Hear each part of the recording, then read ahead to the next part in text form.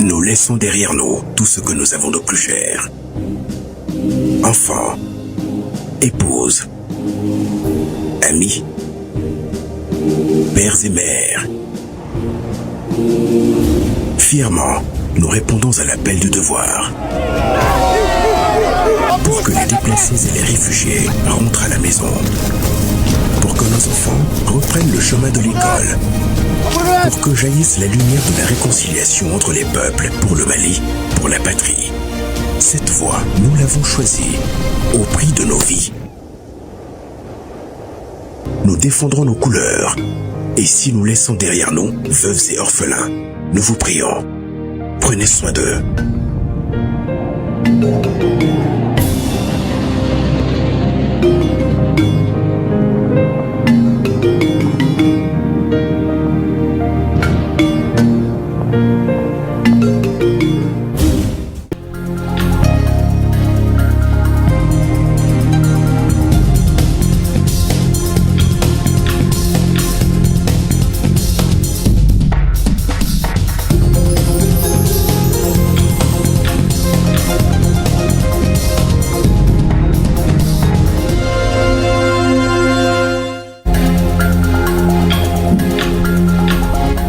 L'axe Bamako-Accra sera fermé. Le président John Dramani Mahama ce samedi au Mali pour une visite de travail et d'amitié au palais présidentiel de Koulouba. Les deux chefs d'État ont eu un entretien tête-à-tête au cœur des échanges. La coopération économique appelée à être accentuée avec le renforcement du commerce et l'exploitation du corridor Ghana-Mali pour le transit des marchandises. La ville de l'Or-Blanc se met aux couleurs du 8 mars. La célébration de la journée internationale dédiée aux femmes du monde a tenu toutes ses promesses à Koutiala sous la présidence du Premier ministre. Le général de division Abdoulaye Maïga, au nom du président de la transition, a salué le rôle que les femmes jouent dans le développement de notre pays. Toujours à Koutiala, nous allons mettre la lumière sur 6 femmes qui sont la matérialisation du souhait présidentiel des femmes autonomes et émancipées occupant des postes de responsabilité avec brio. Elles sont sous-préfets et préfets dans la région. Elles incarnent la détermination et la volonté de réussir. Encouragées par le son du nyogon, du miangala, une musique traditionnelle d'éveil de conscience pour l'épanouissement de la femme. Nous sommes samedi 8 mars. Mesdames et messieurs, bonsoir et merci de nous rejoindre. Toutes nos excuses pour ce léger retard. Le président du Ghana, John Dramani Mahama, ce samedi à Bamako pour une visite de travail et d'amitié. Par cette visite, il entend renforcer et consolider l'axe Bamako-Accra. À sa descente d'avion, il a été accueilli par son homologue malien, le général d'armée Assimi Goïta. À l'accueil également les présidents d'institutions, des membres du gouvernement et des ambassadeurs. Retour sur le cérémonial d'accueil du président ghanéen à son arrivée à Bamako, c'est avec Bourama Traoré. Bamako s'est réveillé ce samedi matin sous un épais brouillard, de quoi réduire fortement la visibilité. Un mauvais temps qui tranche avec la belle éclaircie de l'axe Bamako-Accra.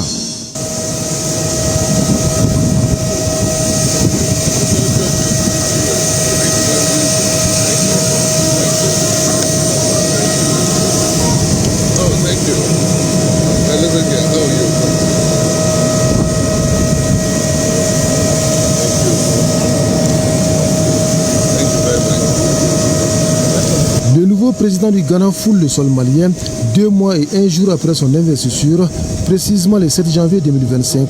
Premier pays également de la Confédération des États du Sahel, il visite. Le Ghana entend redessiner la carte de ses alliances et dans cette nouvelle donne, le Mali d'Assimi Goïta figure en bonne place.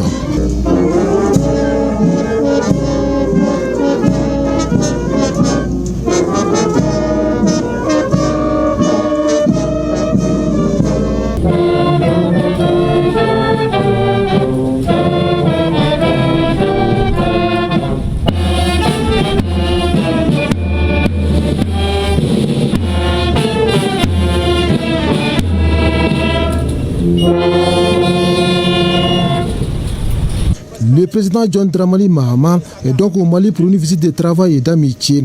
Une visite pour ouvrir de nouveaux chapitres dans la coopération bilatérale entre les deux pays. Visiblement très heureux de retrouver son homologue, le général d'armée Assimi Goïta, le chef de l'État ghanéen passe en revue un détachement de l'armée malienne, lui rendant des honneurs.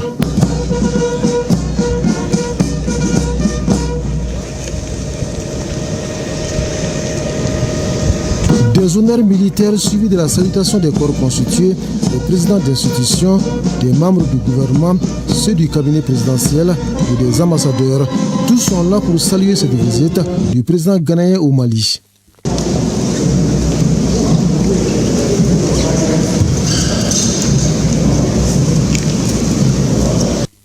Puis, les deux dirigeants se retrouvent dans un salon d'honneur du pavillon présidentiel. Après une entrevue d'une quinzaine de minutes, les présidents Goïta et Mahama prennent la direction d'un hôtel de la place. Le temps pour l'hôte du chef de l'État de se préparer avant les tête-à-tête à Koulouba. Oui, direction le palais présidentiel de Koulouba où les deux chefs d'État ont eu un entretien tête-à-tête, une entrevue élargie aux deux délégations maliennes et ghanéennes au cœur des échanges. La coopération économique appelée à être accentuée avec le renforcement du commerce et l'exploitation du corridor Ghana-Mali pour le transit des marchandises. Les présidents Assimi Goïta et John Dramani Mahama ont évoqué la lutte contre le terrorisme qui, selon le président ghanéen, est une lutte commune. Parlant de la coopération régionale, le président ghanéen prône le respect du leadership des deux groupements, la CEDEAO et l'AES. Les bonnes relations doivent être maintenues entre les deux regroupements, a-t-il laissé entendre. Sira Bachili, reportage. Le remake de la coopération Mali-Ghana. 2 mois après son investiture à la tête de la République du Ghana, le président John Dramani Mahama vient réactiver les liens d'amitié et de fraternité entre les deux nations. Une coopération qui avait connu un ralentissement lié à une non-convergence de vues sur des questions politiques et de gouvernance. À la rencontre du président de la transition, le général d'armée Assimi Goïta, John Dramani Mahama dit être sur les traces de Modibo Keïta et de Kwame Nkrumah, 2 présidents panafricanistes qui ont farouchement lutté pour l'unité africaine. Pour lui, il faut recoudre les tissus et cheminer ensemble. Il exprime tout d'abord sa reconnaissance au peuple du Mali et à son président. Brother President of the Transition, President Goïta. Vous savez tous les liens historiques qui existent si heureusement entre nos 2 pays frères, le Ghana et le Mali. Et je voudrais aussi saisir cette occasion, toujours pour remercier le président Goïta, le président de la transition du Mali, pour avoir en son temps délégué M. le Premier ministre du Mali, chef du gouvernement, de le représenter à notre investiture à Accra et aussi lui envoyer en tant qu'envoyé spécial auprès de nous-mêmes au Ghana en vue d'échanger justement ces très bonnes relations qui existent entre les 2 pays. Et ceci a été positivement ressenti par les populations ghanéennes, par le peuple ghanéen.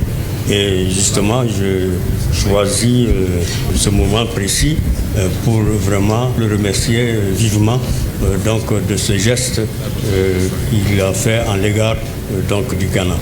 De nouveaux paradigmes de coopération largement discutés par les chefs d'État maliens et ghanéens.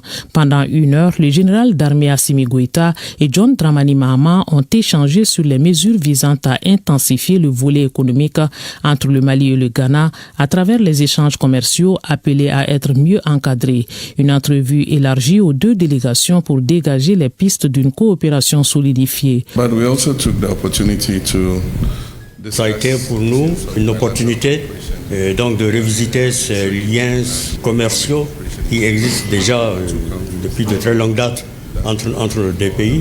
Et comme vous le savez, il existe une forte communauté de Maliens au Ghana, de Maliens qui ont la double nationalité, qui sont aujourd'hui citoyens ghanéens, mais qui participent non seulement à la vie économique du Ghana, mais aussi à la vie économique du Mali. Donc c'était une opportunité pour nous d'échanger sur ces liens de commerce et d'économie qui existent entre les 2 pays. Comme vous le savez, il y a eu toujours des mouvements de population, des biens entre nos pays. Et donc, c'est une opportunité qui nous a été donnée justement de renforcer ces échanges commerciaux donc, qui datent de très longtemps, qui existent entre nos deux pays. Vous savez également qu'il existe le corridor sud, c'est-à-dire pour le transport donc, des marchandises et des biens donc, entre le Mali et le Ghana. Et ce corridor-là permet justement au Mali, aux opérateurs économiques maliens, d'utiliser les ports, les installations portuaires du Ghana et aussi permettre aux opérateurs économiques ghanéens d'envoyer des produits vers le Mali en prenant ce corridor-là jusqu'au Ghana. La garantie de la sécurité de la région ouest africaine réside dans la coordination des actions, une conviction évoquée par le président ghanéen. La lutte contre le terrorisme n'est pas qu'une affaire des États du Sahel, c'est un pan de la coopération Mali-Ghana qui sera accentué.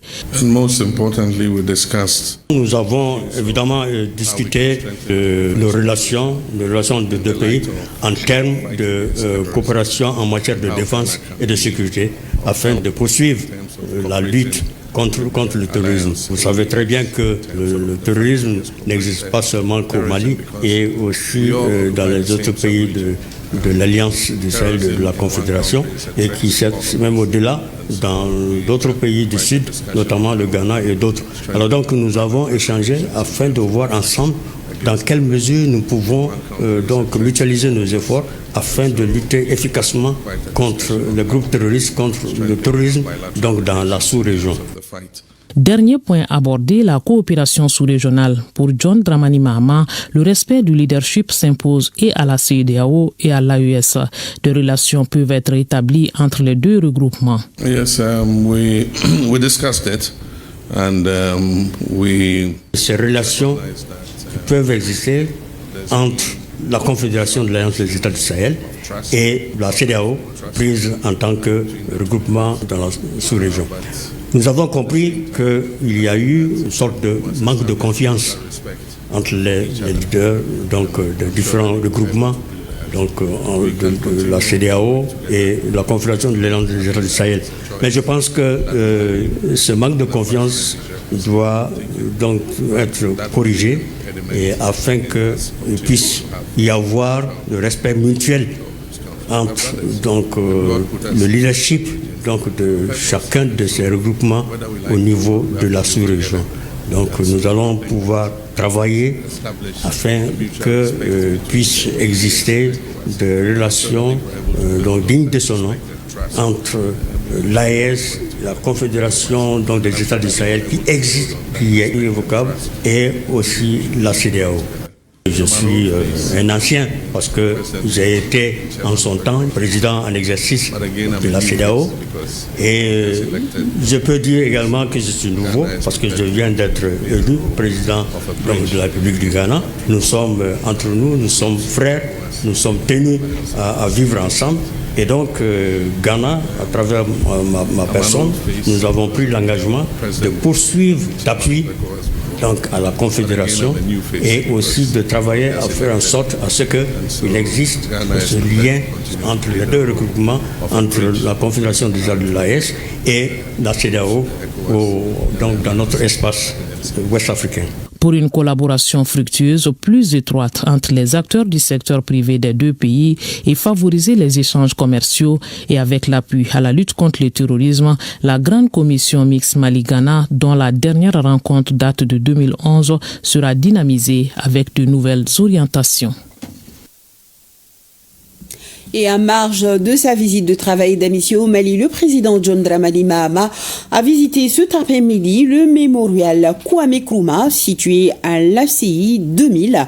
Kwame Nkrumah, je vous le rappelle, fut l'un des pères fondateurs de l'OUA. Ce mémorial a été érigé en honneur à sa lutte politique. Le président du Ghana a été accueilli au mémorial par le ministre de l'Artisanat et de la Culture du Mali. Visite donc du président ghanéen John Dramani Mahama au mémorial Kwame Nkrumah situé à l'ACI 2000. Kwame Nkrumah, l'un des pères fondateurs de l'OUA. Voilà, tout en images. Le président ghanéen accompagné du ministre de l'Artisanat. Et pour clore cette visite du président ghanéen tout en images, le départ, le président John Dramani Mahama accompagné par le président Goïta et plusieurs membres du gouvernement et des présidents d'institutions après l'exécution des 2 hymnes et les honneurs militaires, le président ghanéen a regagné son avion. Voilà, le départ cet après-midi du président ghanéen John Dramani Mahama, qui était donc ici à Bamako pour une visite d'amitié et de travail. Voilà, pour y voir des membres du gouvernement au président ghanéen qui était ce samedi donc ici à Bamako pour une visite de travail et d'amitié, accompagné par le président Goïta. Voilà, le président ghanéen sur le départ. Le président John Dramani Mahama en fin de visite aujourd'hui donc à Bamako. Voilà. L'avion du président ghanéen sur le départ qui quitte donc le tarmac de l'aéroport international président Modibo Keïta. Venons-en au 8 mars, la journée dédiée à la promotion des droits des femmes. Ici au Mali, c'est la région de Koutiala qui a abrité les festivités. Le gouverneur et sa population ont mis les petits plats dans les grands pour donner tout l'éclat qui mérite cette commémoration. C'est le Premier ministre qui a présidé la cérémonie accompagné de certains membres du gouvernement. Le général de division Abdoulaye Maïga fera entendre toute la satisfaction du chef de l'État, le général d'armée Assimi Goïta, en ce qui concerne le courage, la résilience et la volonté des femmes du Mali à accompagner la transition.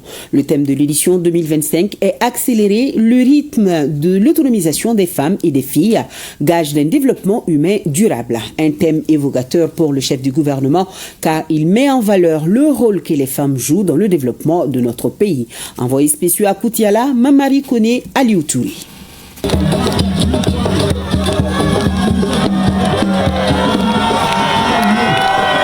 Commémoration du 8 mars, journée internationale des femmes, délocalisée pour la 2e fois à l'intérieur du pays, Koutiala, la capitale de l'or blanc, relève les défis de la mobilisation. À la tête d'une forte délégation, le Premier ministre, chef du gouvernement au nom du parrain de l'événement, le général d'armée Assimi Goïta, préside le lancement des activités. La journée d'action et de mobilisation célébrée à Koutiala se déroule au stade municipal de Amdalaï. Loin d'être une simple commémoration, le 8 mars est l'occasion de rappeler les combats menés, les victoires obtenues et les défis à relever. Dans son intervention, la porte-parole des femmes du Mali met en lumière les réformes majeures qui constituent des leviers essentiels pour accélérer l'autonomisation des femmes et des filles. Il s'agit entre autres de la loi fondamentale et des actes pris en faveur de la promotion de la femme. Chères femmes du Mali, votre force, votre résilience et votre détermination sont les piliers sur lesquels nous construisons notre avenir. Chaque jour, vous faites preuve d'un courage extraordinaire, que ce soit dans vos foyers, vos communautés ou vos lieux de travail. Votre contribution inestimable et méritée doit être reconnue. Mobilisons-nous donc pour atteindre l'autonomisation des femmes, la protection de leurs droits et leur leadership au Mali et dans l'ensemble de l'Alliance des États du Sahel. Soyons solidaires avec les femmes de la Confédération de l'Alliance des États du Sahel et réaffirmons notre unité en tant que femmes du Mali. Pour sa part, le représentant du coordinateur du système des Nations Unies au Mali a reconnu l'engagement politique de haut niveau du gouvernement, un engagement qui augure de meilleures perspectives pour les femmes et les filles du Mali. Pour nous, les agences, les fonds et les programmes des Nations Unies au Mali, les dispositions juridiques et institutionnelles prises par l'État méritent d'être renforcées et saluées au travers de notre cadre de coopération avec le gouvernement. afin de consolider les acquis du pays en matière d'égalité des sexes et d'autonomisation des femmes. L'édition 2025 de la Journée internationale des femmes au plan international porte sur le thème « Investir en faveur des femmes, accélérer les rythmes ». Au niveau national, les activités se déroulent autour du thème « Accélérer le rythme de l'autonomisation des femmes et des filles, gage d'un développement humain durable ». Ce thème est en droite ligne avec la vision des plus hautes autorités du pays qui placent les femmes et les filles, quel que soit en milieu urbain et rural, instruites ou non instruites, au cœur du développement harmonieux, inclusif et durable de Malikoura. Ce thème rappelle à une action collective pour garantir une autonomisation économique accrue, notamment par un meilleur accès au financement, à la production et au marché. Des actions de sensibilisation sur la non-discrimination, l'abandon des violences faites aux femmes et aux filles. Un accès équitable à la santé, à une éducation inclusive de qualité et à la protection sociale pour toutes les femmes et filles.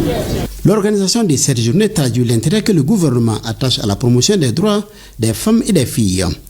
Les autorités de la transition sont convaincues que sans la femme, rien de solide et durable ne peut se construire. C'est pourquoi elles sont au début, au milieu et à la fin de notre longue et irréversible marche vers la restauration de notre dignité, de notre vivre ensemble et de notre souveraineté retrouvée. Depuis l'avènement de la transition, les femmes maliennes ont été présentes à toutes les rencontres avec des contributions de taille. Je voudrais citer les assises nationales de la refondation, le dialogue intermalien, les différents états généraux organisés sur l'éducation, la santé et la culture, la commission de la rédaction de l'avant-projet de la Charte nationale pour la paix et la réconciliation nationale. Nous devons tout simplement exprimer des remerciements et de la gratitude envers cette courageuse couche de notre société. Déterminée à matérialiser sa vision pour la défense des droits des femmes, on ne saurait passer sous silence certaines réalisations concrètes menées par son Excellence le général d'armée Assimi Goïta, président de la transition, chef de l'État. Entre autres, la nomination des femmes à les hautes fonctions au sein du gouvernement, dans les gouvernorats, des postes de direction et bien entendu dans le cabinet du chef de l'État lui-même. Entre autres réalisations, nous pouvons également citer la mise en place d'une session de préparation au concours de l'ENA exclusivement pour les femmes. À ce sujet, grâce à cette mesure, pour la première fois, le nombre de femmes admises a substantiellement augmenté. L'attention particulière accordée aux veuves, notamment celles dont les époux sont tombés au champ d'honneur. L'attention particulière accordée aux femmes rurales, véritable force de production de notre pays. Également la protection juridique renforcée des femmes. Après Kouloukouro en 2000, la journée est célébrée cette année pour la deuxième fois à l'intérieur du pays. Le choix de Koutiala n'est pas fortuit.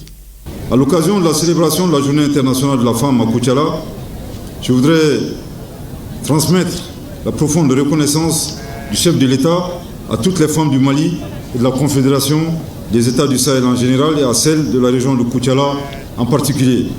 Mesdames et messieurs, il me plaît de rappeler que pour la deuxième fois, la cérémonie officielle de la célébration de la Journée internationale de la femme se tient hors du district de Bamako. Et ce choix symbolise l'engagement de son Excellence le général d'armée Assimi Goïta, président de la transition, chef de l'État, envers les femmes rurales, nos vaillantes mères, épouses et sœurs, en reconnaissance de leur contribution pour le développement du pays. J'accomplis cette formalité car c'est une instruction en tant que chef du gouvernement dans la lettre de cadrage du chef de l'État. Le Premier ministre a remis aux femmes victimes des dernières inondations du matériel d'assainissement offert par le ministère en charge de l'environnement. Il est composé de brouettes, de pelles, de râteaux et de grésilles.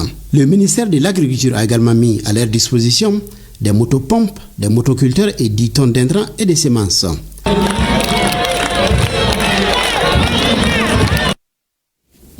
La commémoration du 8 mars, occasion toute trouvée par le chef du gouvernement de tenir une rencontre appelée conférence de cadre. Les échanges ont porté essentiellement sur les points saillants du programme d'action gouvernementale et la valorisation, les légitimités traditionnelles. D'ailleurs, une action majeure vers cette démarche a été la pose de la première pierre du vestibule des légitimités traditionnelles situé au bord de la route de Konséguéla. Brahima Kone, Amadou Dolo nous en parle.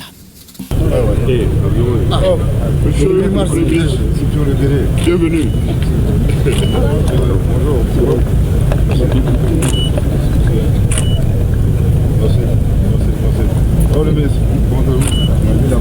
Avant le lancement officiel des festivités du 8 mars, le Premier ministre a tenu une rencontre appelée Conférence des cadres. Les échanges ont essentiellement porté sur les points saillants du programme d'action gouvernemental et la valorisation des légitimités traditionnelles. En témoigne une disposition de la Constitution selon laquelle les légitimités traditionnelles sont des gardiens des valeurs de notre société. Lorsqu'on commençait cette transition, il faut le dire, Koutiala n'était pas une région pleinement opérationnelle. Par la grâce de Dieu, aujourd'hui, Koutiala est une région opérationnelle. Le gouverneur, avec beaucoup de sacrifices, est permanemment là avec la population de Koutiala. Aujourd'hui, nous connaissons les limites, les cercles et les arrondissements de Koutiala, bien entendu et les communes, ce qui est une avancée majeure. Maintenant, les autres points, je voudrais vraiment rassurer les légitimités traditionnelles qu'on a bien notées. Comme on le dit en bambara, doni doni do. Mais je crois que le plus important, c'est vraiment de bénéficier de vos bénédictions, de vos prières. L'hôte du jour a procédé à la pose de la première pierre du vestibule des légitimités traditionnelles au bord de la route de Conseguela. Une infrastructure qui sera bâtie sur un demi-hectare et qui comportera un vestibule, une salle de conférence d'une capacité d'accueil de 130 places, un bureau pour le chef et bien d'autres compartiments. On félicite très bien le régime pour leur meilleur travail. C'est le régime qui a fait connaître les chefs de village. Tout le monde connaît maintenant les chefs de village. Même si tu es dans la nuit, tu connais le chef de village en passant. On dit merci le président. On a une maison maintenant propre pour nous. Et que depuis le 15 janvier 2025, le chef de l'État, son Excellence le général d'armée Assimi Goïta, président de la transition, a décidé d'offrir les vestibules aux autorités légitimités traditionnelles, disons, de notre pays. Et le temps a été donné à Koulikoro. Aujourd'hui, nous sommes à Koutiala. Et s'il plaît à Dieu, ce sera le cas dans toutes les régions administratives de notre pays. Et il est également important de rappeler que cette vision du chef de l'État, vision construite à l'issue des assises nationales de la refondation, repose essentiellement sur la valorisation du rôle de ces autorités et légitimités traditionnelles. Bien entendu, avant le vestibule, plusieurs actions concrètes ont déjà été posées par le chef de l'État lui-même, à savoir la remise de macarons aux autorités et légitimités traditionnelles de notre pays. Ensuite, le 11 novembre est consacré comme journée des légitimités traditionnelles dans notre pays. Et le vestibule, en termes de symbole, ce n'est pas qu'une simple infrastructure, c'est bien entendu le lieu où nous trouvons les autorités et légitimités traditionnelles. C'est également un lieu qui servira de permanence, donc à n'importe quel moment. Donc les citoyens, lorsqu'ils ont des problèmes, lorsqu'ils désirent rencontrer ces autorités et légitimités traditionnelles, donc les citoyens peuvent, disons, accéder à ces acteurs plus facilement. C'est également un lieu où, s'il plaît à Dieu, les acteurs eux-mêmes, autorités législatives traditionnelles, peuvent se retrouver et bien entendu discuter et surtout s'investir davantage, puisqu'ils le font tous les jours, dans le renforcement des valeurs de cohésion et surtout la prévention des conflits dans notre pays. Après les activités liées aux légitimités traditionnelles et au cadre, le Premier ministre était attendu au terrain municipal de Amdalaï pour présider la cérémonie officielle de lancement des festivités de la Journée internationale de la femme. Un agenda bien chargé à Koutiala pour le Premier ministre. Nous allons continuer avec lui. Le chef du gouvernement était en visite sur le chantier des travaux de rénovation du stade El Hadj Sidiki Ouattara de Koutiala qui avance à souhait. Je vous propose de l'écouter à l'issue de sa visite. Des propos recueillis par nos envoyés spéciaux Mamari Koné et Aliou Touré. La construction d'un stade répondant aux normes de la CAF est un engagement de son Excellence le général d'armée Assimi Goïta, président de la transition, chef de l'État. Je voudrais également préciser que ce chantier a commencé en janvier. Et au regard, bien entendu, des travaux exécutés sur le terrain, on ne peut qu'être satisfait de l'état d'avancement, bien entendu, et c'est vraiment un signe d'espoir. Et on a deux vœux. Le premier vœu que le mois de novembre 2025, donc date limite de la fin des travaux, que nous puissions voir ici un stade flambant neuf, moderne, répondant aux normes de la CAF. Et le second vœu, à la fin des travaux, nous souhaitons que ce stade puisse recevoir des homologations de la CAF, à l'instar bien entendu d'un certain nombre de stades dans notre pays. En tout cas, vraiment, je suis très satisfait. Je voudrais vraiment féliciter au nom de son Excellence le Président de la Transition, chef de l'État, le général d'armée Assimi Goïta, féliciter l'entreprise pour la vitesse d'exécution des travaux. Et en tout cas, nous souhaitons que ce cap soit maintenu et que le délai de novembre 2025 également soit maintenu afin que la région de Koutiala puisse avoir un stade moderne, un stade de flambant neuf. Et permettez-moi de revenir maintenant sur le thème 2025 de ce 8 mars. Il s'agit de l'accélération du rythme d'autonomisation des femmes et des filles pour un développement humain durable. Il est d'actualité car au Mali, pour le plein épanouissement de la femme, plusieurs mesures, projets et perspectives sont en vigueur, mais creusons un peu plus en profondeur. Ne voyons pas seulement la surface. Depuis quand l'émancipation des femmes est d'actualité? Où en sommes-nous aujourd'hui? Comment booster ces initiatives? Suivons ce que nous disent certaines actrices de la lutte féminine, notamment les femmes de la Fondation Femmes d'Afrique et Culture Mémoriale de Rufisque, communément appelée Fakemer. Awa Adama Koulibaly, Adama Traoré et Alkaou Traoré sont allés les rencontrer. Entre l'éducation des enfants, la gestion des affaires domestiques, le soutien aux charges familiales, le travail a toujours rythmé le quotidien des femmes. Les femmes, elles se marient, elles vont dans les familles de leurs maris, elles travaillent, elles font toutes sortes de choses qui peuvent procurer des avantages, des bénéfices financiers et autres, mais cela ne leur est pas reconnu dans la société traditionnelle. Sortir de ce cadran pour explorer, exploiter leurs capacités et compétences jusque-là insoupçonnées est la difficulté que rencontrent depuis fort longtemps les femmes.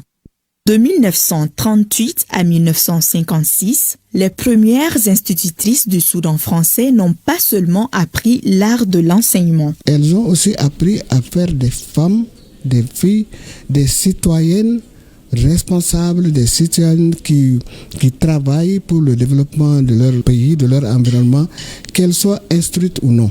De retour au pays, leurs actions n'ont pas tardé. Les dames de la Fondation Fakemer, elles ont tellement pris conscience de ce problème que très tôt, tout en étant enseignantes, elles se sont quand même consacrées, elles se sont mises debout pour améliorer la condition des femmes sous tous les aspects de la vie du pays.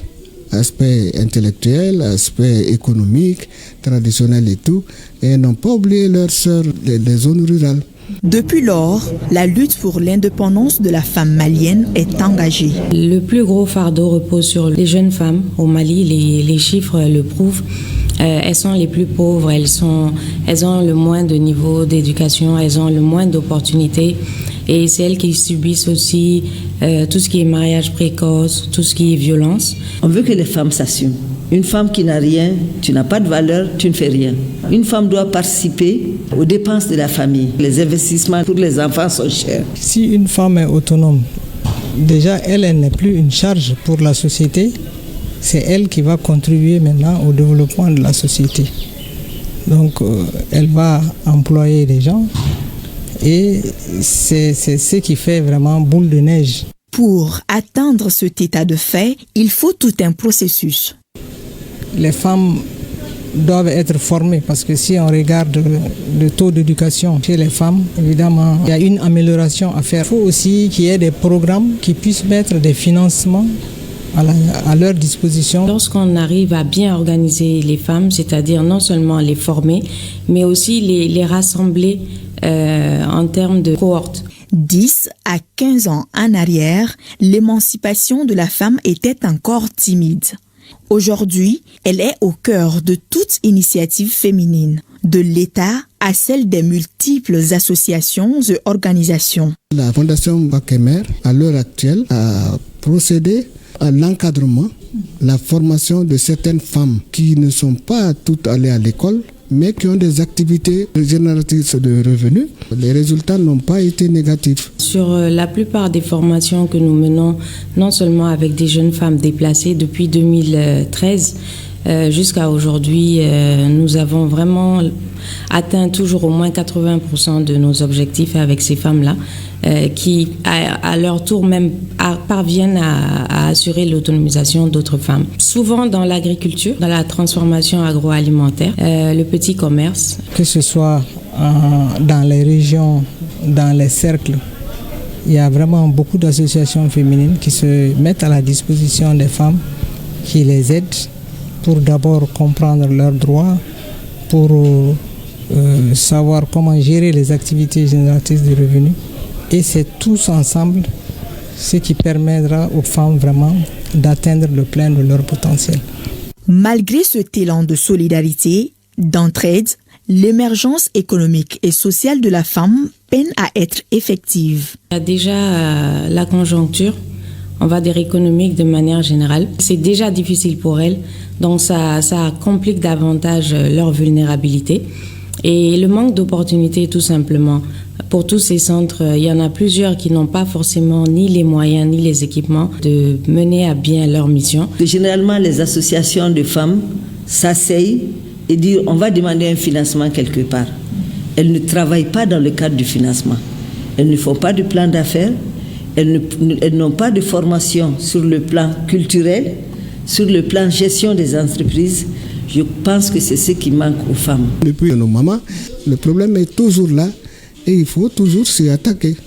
Avec vraiment le soutien des bonnes volontés, des hommes qui sont compatissants, qui comprennent aussi la situation des femmes, qui nous aident, qui sont aussi engagés pour faire des femmes des membres à part entière de la société, des membres qui servent à la société.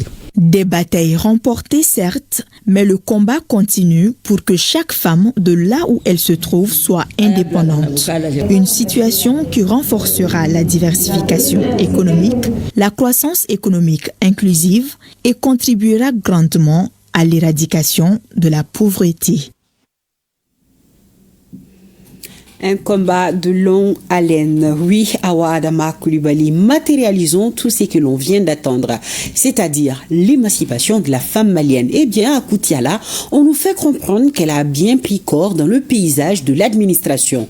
On enregistre effectivement 6 femmes sous-préfets et une femme préfet dans la région. Ces femmes sont armées de courage pour relever les défis du développement local et de la reconstruction du Mali. Cette avancée est plus ou moins malheureusement mal perçue par certains conservateurs qui estiment que les femmes ne doivent pas diriger les hommes.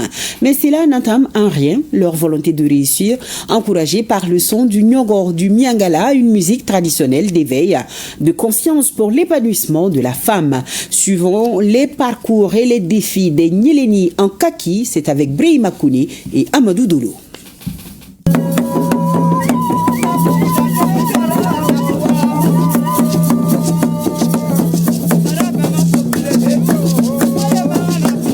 Depuis les temps immémoriaux, des messages de sensibilisation en faveur de la promotion des droits de la femme sont en train d'être diffusés à travers le Nyogo, une musique traditionnelle du Miangala. En dépit de cette attitude qui devra donner un coup d'accélérateur à l'émancipation de la femme, certains hommes s'adonnent à la promotion de l'esprit de domination des femmes. Jusqu'à présent, il faut reconnaître qu'il y a des gens qui n'ont pas très bien compris, parce qu'il y en a qui vont jusqu'à demander « Ah, on savait que c'est les hommes qui occupaient ces postes, mais les femmes représentantes de l'État, on ne sait pas, on ne les connaissait pas, on ne sait pas comment elles vont travailler. » Il y en a même qui viennent chez toi, ils disent « Bon, vous, nous, on n'est pas d'accord, les femmes ne vont pas nous commander ici. » C'est à toi maintenant de prouver à l'intéressé qu'être femme ou homme, pour réussir, c'est une question de volonté. Il faut être vraiment déterminé dans tout ce que tu fais pour pouvoir combler les attentes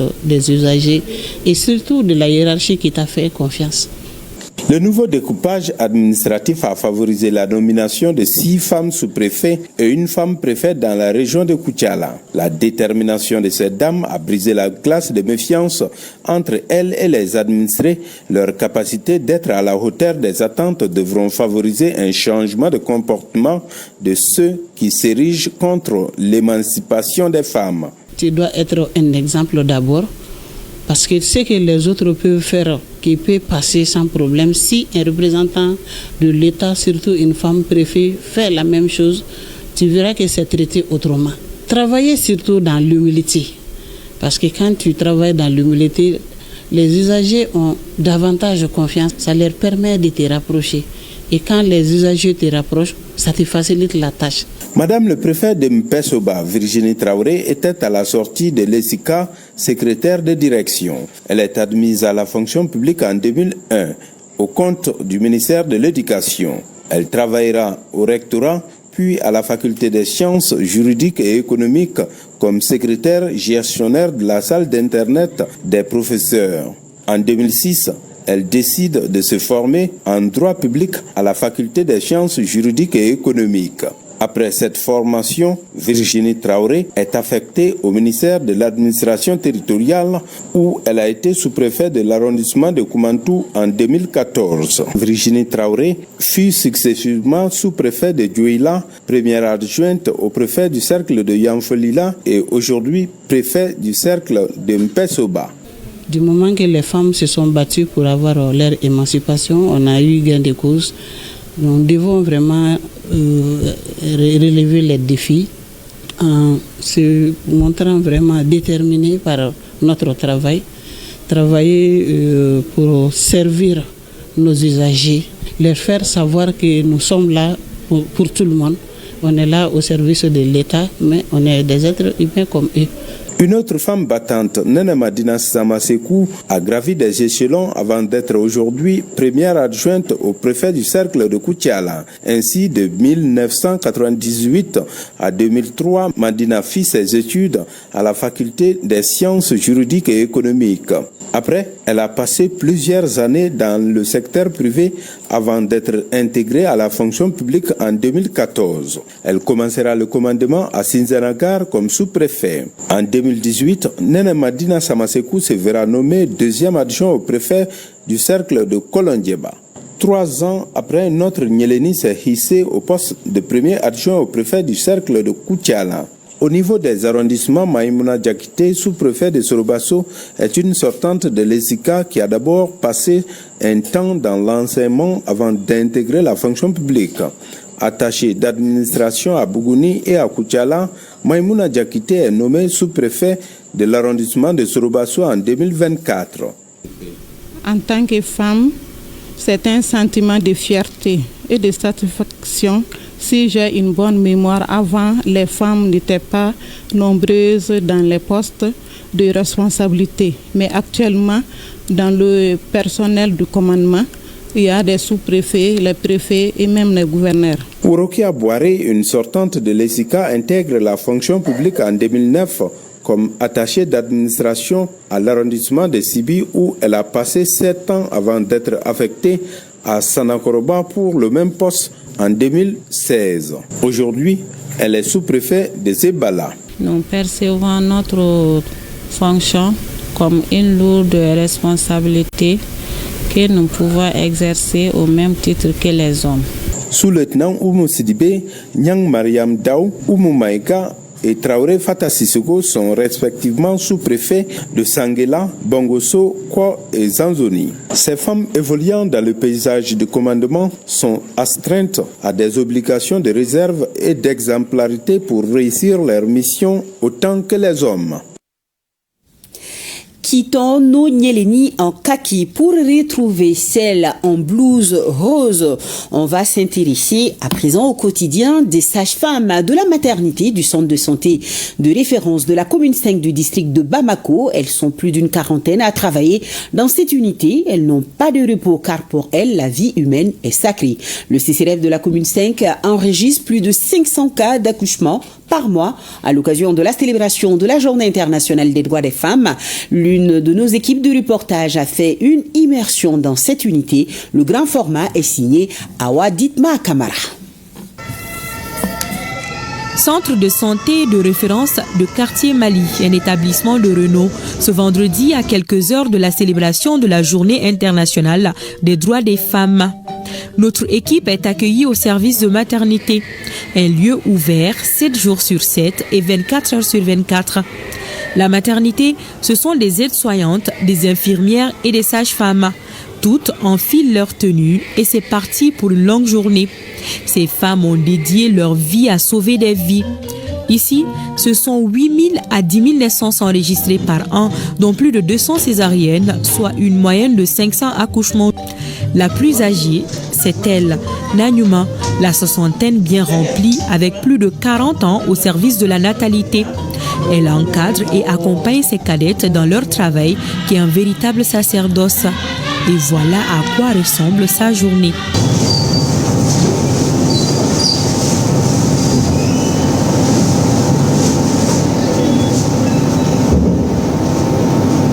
Juste après ce rituel, Nanyuma parcourt toute la maternité pour s'enquérir les besoins et des attentes de chaque patiente.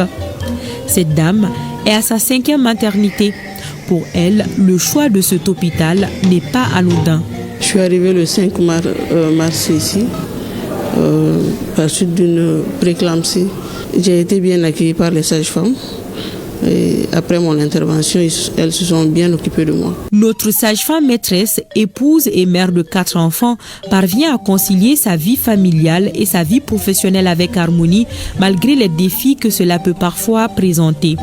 La vie familiale, ça existe. La vie professionnelle, ça aussi, ça existe. Mais ma vie professionnelle, je mets ça en priorité. Je quitte le matin à 6h30 toujours. Depuis que je suis venue au CCRF, ça fait bientôt plus de 15 ans. J'ai 4 enfants. J'ai le soutien de mon époux, vraiment, qui n'a pas de problème, qui songe vraiment dans mes activités professionnelles. 12 autres unités se trouvent au sein de la maternité, toutes dirigées par des femmes. Quotidiennement, les 45 sages-femmes œuvrent pour offrir des soins de qualité aux patientes. Elles forment ainsi une équipe soudée et engagée. Mais comme elle n'a pas de connaissance de la vie, donc Amina Barouko au Kandi, il y a famille, Ferro bébé non, il y a famille, alors fraxé ni bien, nous aidons pas trop à fraxé. Nous sommes là tous les jours. On fait la CPN, on fait la prise en charge des femmes enceintes. Les femmes enceintes bien portantes et malades en même temps. L'unité de consultation périnatale est la seconde maison de Mastan. Elle passe toute la journée dans le bloc opératoire. Sa motivation est de réduire le taux de mortalité néonatale en assistant les femmes enceintes. Elle travaille en étroite collaboration avec Fatoumata et Aïssata. On est à Benin, nous sommes opérés li kɔfɛ k'u ka suivi kɛ ne ka baara bɛnnen bɛ o de ma fɔ ka taa se tile 45 ma degun t'a kɔnɔ surtout ni musow ni ɲɔgɔn cɛ a ye ɲɔgɔn faamu. Oumar Moussokoro Traoré, gynécologue de son état et responsable de la maternité, apprécie et reconnaît le travail de titan de ces femmes. Chacun a ses particularités et il faut en faire de sorte que vous puissiez arriver à un consensus et que la gestion soit facile. Donc heureusement, nous nous comprenons très bien. Donc ça fait déjà quelques années. La collaboration se passe très bien. Ce travail passionnant, Nanyuma et ses sœurs le font au prix du sacrifice. La tâche est un peu lourde parce que tu as beaucoup de choses à gérer. Les complications sont gérées au sein de notre service. Il y a des accouchements qui peuvent être difficiles. Donc, il y a tout ça. Mais on arrive à gérer. Si le 8 mars est un jour de réflexion sur les conditions de la femme, Senyeleni mouille le maillot au quotidien et elle mérite qu'on leur tire le chapeau car elle sauve des vies chaque seconde. Ce jour est le vôtre.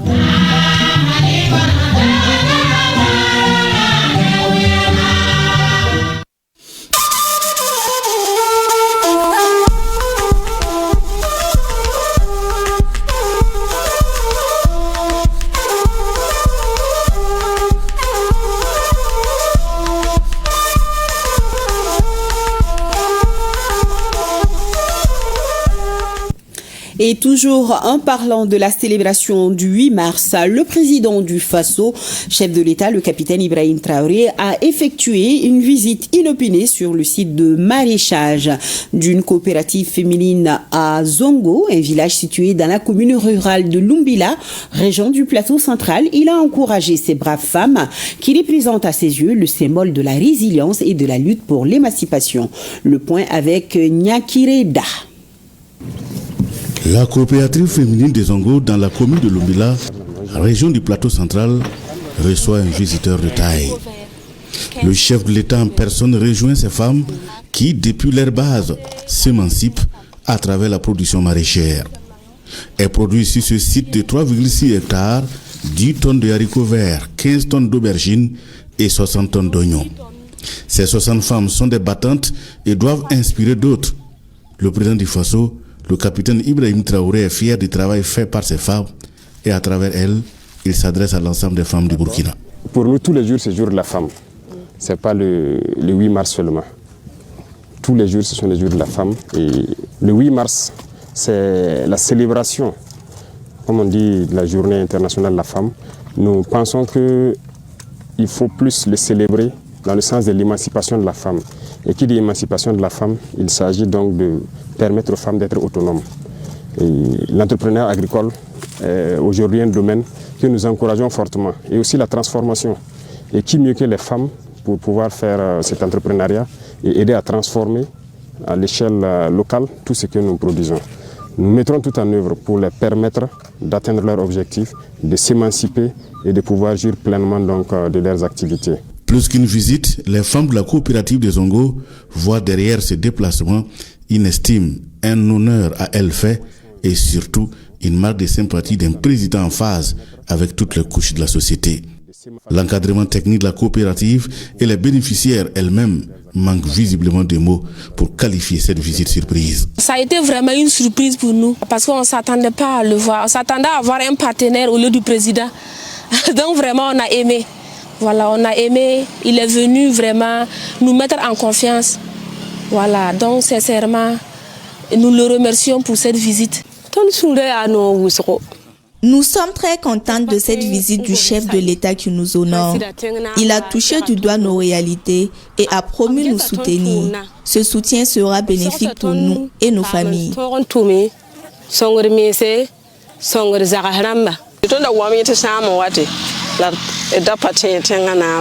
Nous sommes agréablement surprises de la visite du chef de l'État. Il s'est dit satisfait des efforts que nous fournissons et nous a invités à plus d'engagement. Nos préoccupations concernent l'eau, les intrants, les grilles de protection. Il promet nous soutenir. Avant de prendre congé d'elle, le président promet solutionner les problèmes auxquels elles font face, la clôture du site, l'eau et les intrants. Cette visite intervient au seuil de la célébration de la Journée internationale des droits de la femme. Nous on veut souhaiter bonne fête à toutes les femmes du Burkina, les encourager à se mettre dans l'agriculture, l'élevage, la transformation. C'est vous qui pouvez faire ça et nous sauver. Au Niger, suivant le bulletin des interventions des forces de défense et de sécurité dans leur mission de sécurisation du territoire nigérien du 6 au 8 mars 2025, le commentaire est signé Jocelyne Amoussou. Dans le cadre de l'opération Damissa, menée dans la région de Dosso, au cours de la nuit du 5 au 6 mars 2025, aux alentours de 1h du matin, une patrouille des forces de défense et de sécurité a interpellé 2 individus transportant des produits illicites à moto. L'opération s'est déroulée près du village de Kouré Maliki et a permis la saisie d'un sac contenant 34 900 comprimés de tramadol. Les trafiquants ainsi que la drogue ont été remis aux autorités compétentes pour les suites judiciaires.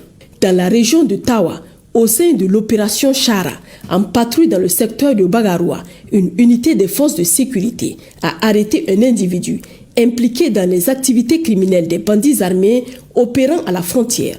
Agissant en tant qu'agent de renseignement et guide pour ces groupes terroristes, il facilitait leur opération. Il a été remis à la brigade territoriale de gendarmerie de Bagaroua pour les besoins de l'enquête. À l'est du pays, dans la région de Difa, sous la juridiction de la zone de défense numéro 5, le jeudi 6 mars, une patrouille mixte des FDS a mené une opération contre l'approvisionnement des groupes armés criminels à Bagara, saisissant des marchandises de fraude dissimulées dans 2 maisons. Les biens confisqués incluent du matériel de plomberie, des équipements automobiles, du matériel de construction, des articles de maison et sanitaires, des produits de consommation, ainsi que 36 600 comprimés de divers produits pharmaceutiques. À Nguingimi, un détachement des forces de sécurité en patrouille a interpellé un individu identifié comme membre de Boko Haram. Celui-ci errait aux abords d'un site stratégique, probablement en vue de préparer une attaque. Il a été mis hors d'état de nuire.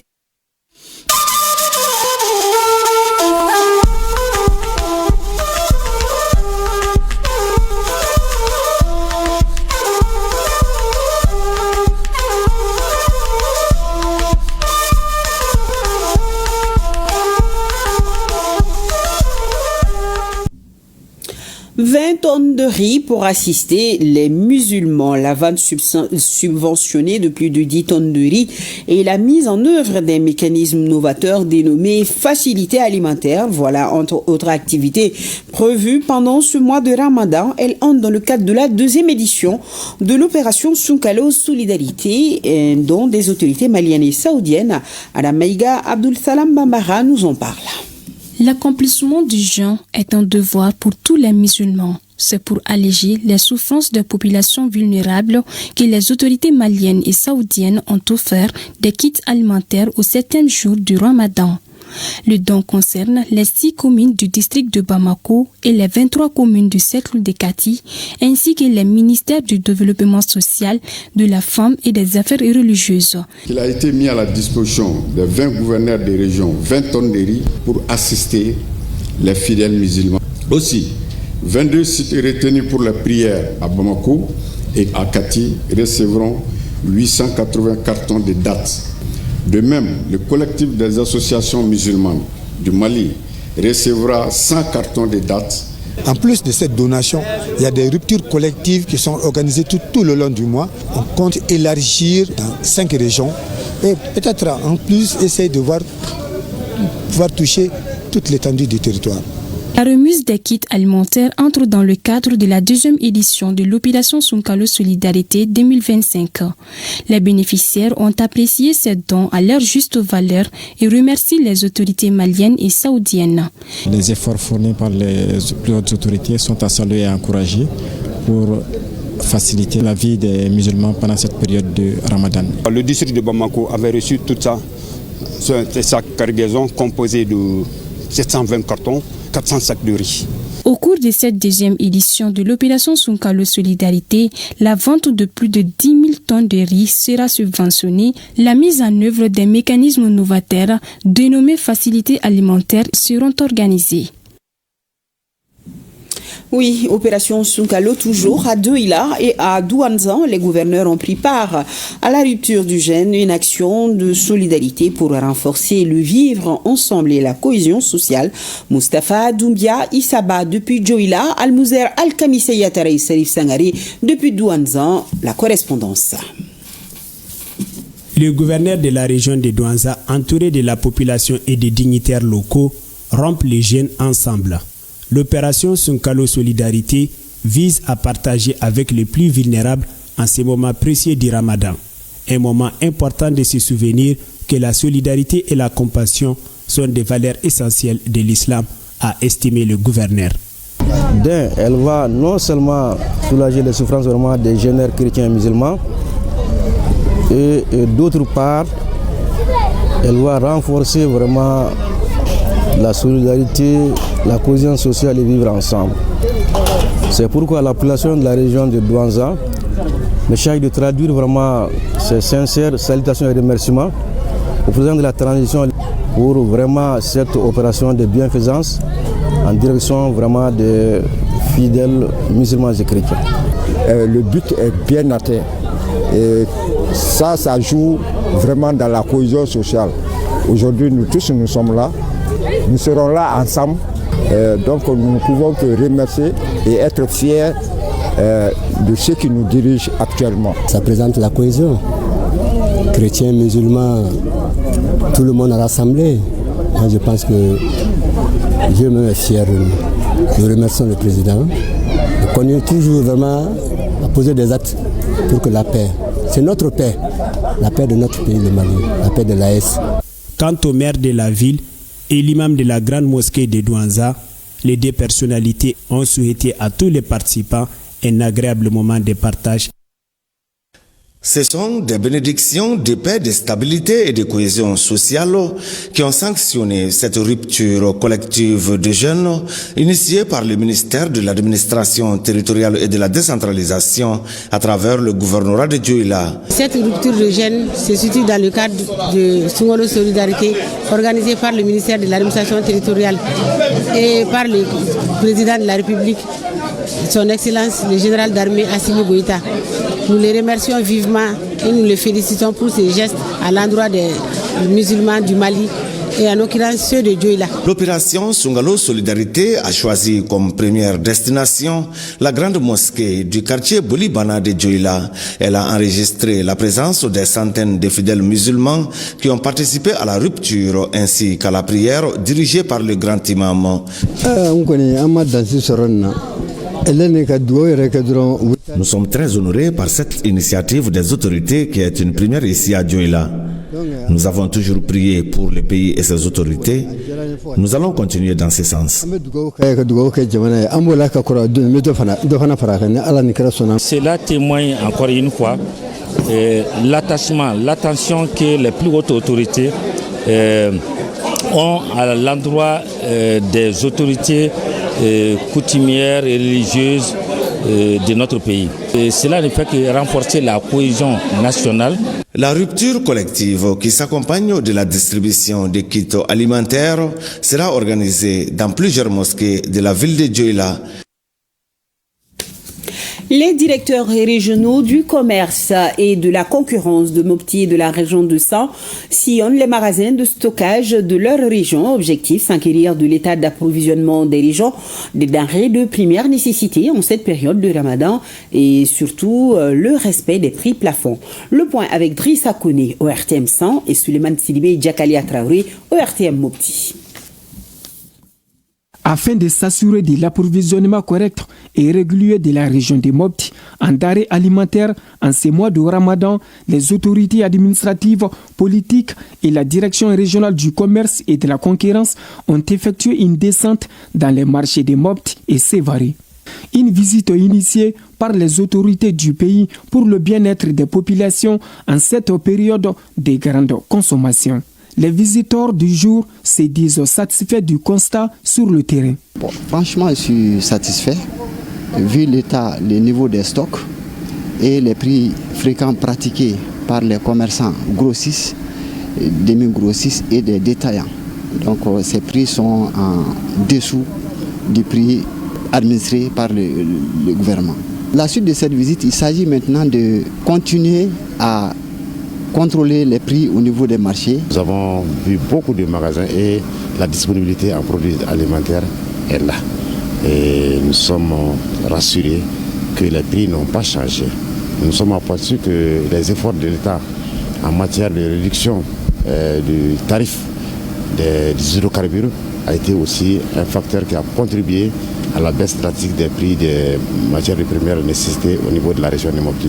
Les commerçants, par la voix de leurs responsables, saluent cette initiative et rassurent le maintien des prix fixés par l'État. Vraiment, nous sommes très contents de cette initiative des autorités. En ce qui concerne nous, les commerçants, nous donnons l'assurance que les prix plafonds seront respectés. Dans la région de Mopti, le sac de 50 kg de sucre est cédé entre 27 000 et 28 000 francs CFA. Et celui du riz importé, 22 000 francs CFA. Quant à l'huile locale, entre 17 500 et 18 000 francs CFA. Et celle importée, entre 19 000 et 20 000 francs CFA. Soucieux du bien-être des citoyens en ces mois bénis de Ramadan, le gouverneur descend au pas des charges et se rend dans des magasins de stock. Chez Bourama Traoré, il retrouve le sourire avec 600 tonnes de petits milles disponibles et des arrivages sont annoncés. Idem chez Mohamed Traoré, grossiste qui a pris le devant.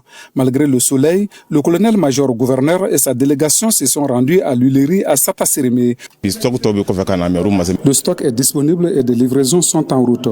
Il n'y aura pas de pénurie. Les consommateurs peuvent être sereins. Jusqu'à présent, on est en train de produire d'huile. Voilà le stock d'huile comme ça fait 205 000 litres, ce qui correspond à 12 500 bidons. Jusqu'à présent, la production est en train de continuer. En plus de cette disponibilité, les prix n'ont pas connu de spéculation, a constaté le visiteur du jour. Le mil est à 250-300 francs le kilo. Et le maïs, le sorgho, c'est à 250 le kilo. Ensuite, le sucre à 600 francs. Le riz, c'est entre 400 et 450 à la date d'aujourd'hui.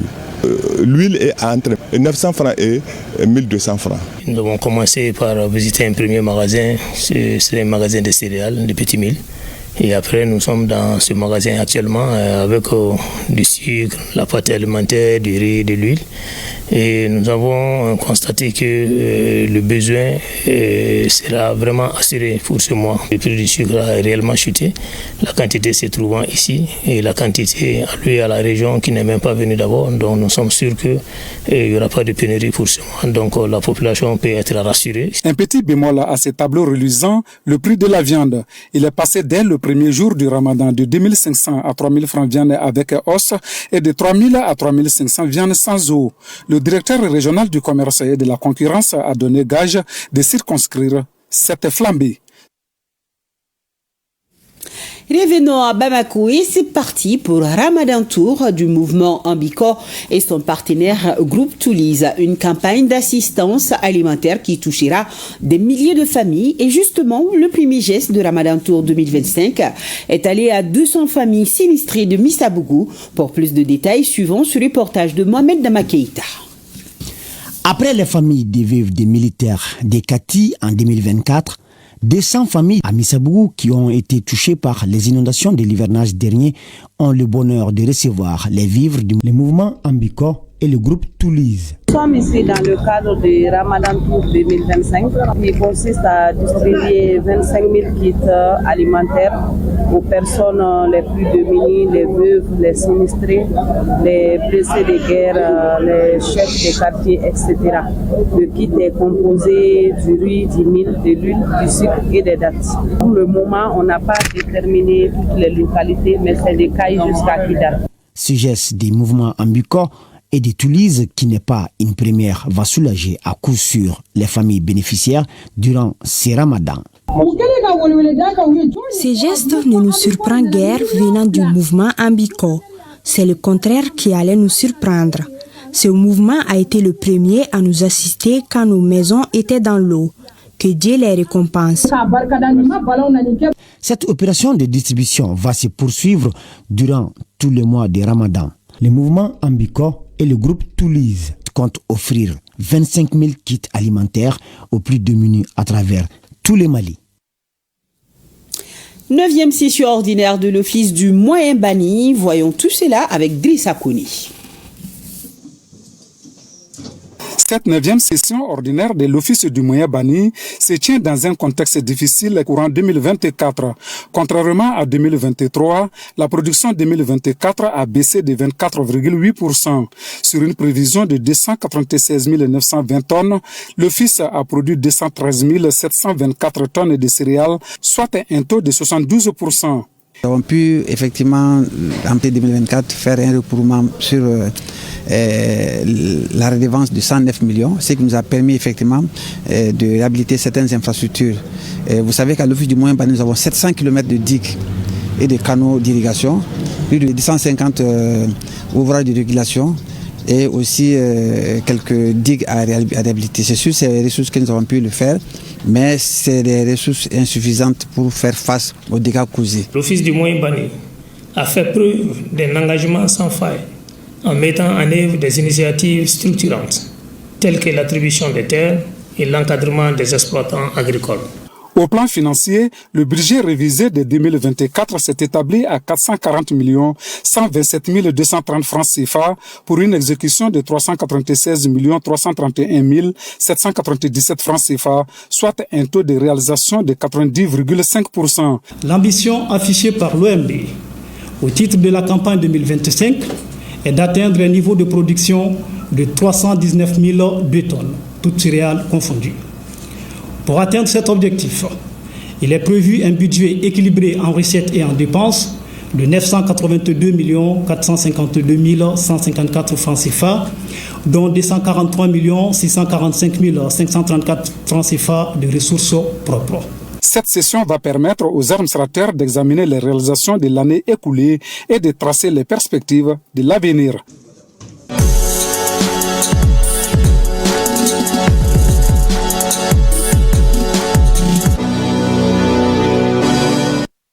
Et c'est avec beaucoup de joie que je reçois Abdul Karim Kaba sur ce plateau. Bonsoir, Ramadan Moubarak, Abdul Karim Kaba. Merci, bon Ramadan à toi aussi, Néa Traoré, à tout le monde, à l'ensemble des musulmans du Mali et partout dans le monde. Merci beaucoup. Et je vois que même pendant Ramadan, il y a du sport. On va commencer par le basket, championnat national de basketball, Ligue 1. La 6e journée est à l'heure. Et oui, un homme, CMK, a été battu 65-66 par l'USFAS. L'AS Police gagne 72-59 devant Interclub de Kidal. L'AS Real l'emporte 62-53 devant le centre de référence de basketball de Tombouctou. Et chez les dames, Calaban Sport Club gagne 59-49 face à l'USFAS. L'AS Police perd 56-70 devant le Djoliba Athletic Club. L'AS Real de Bamako l'emporte 74-40 face au centre de référence de basketball de Tombouctou. Et ces basketteurs, ils gênaient en même temps?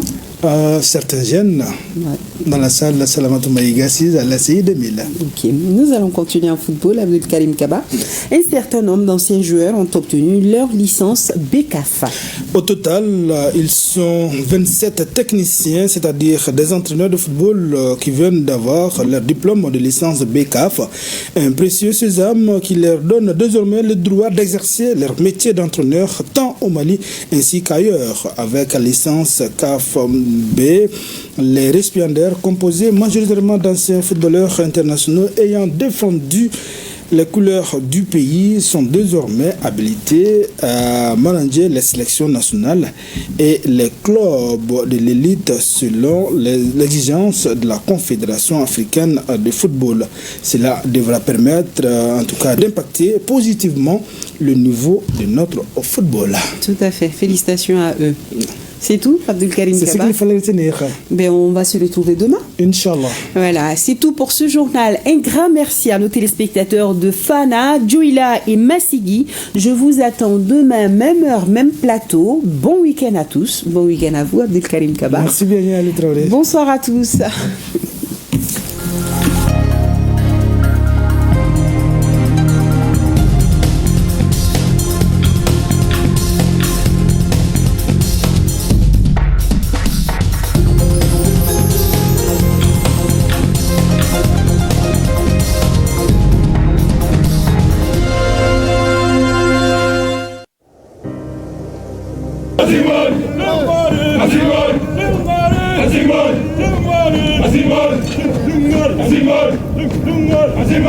Nous laissons derrière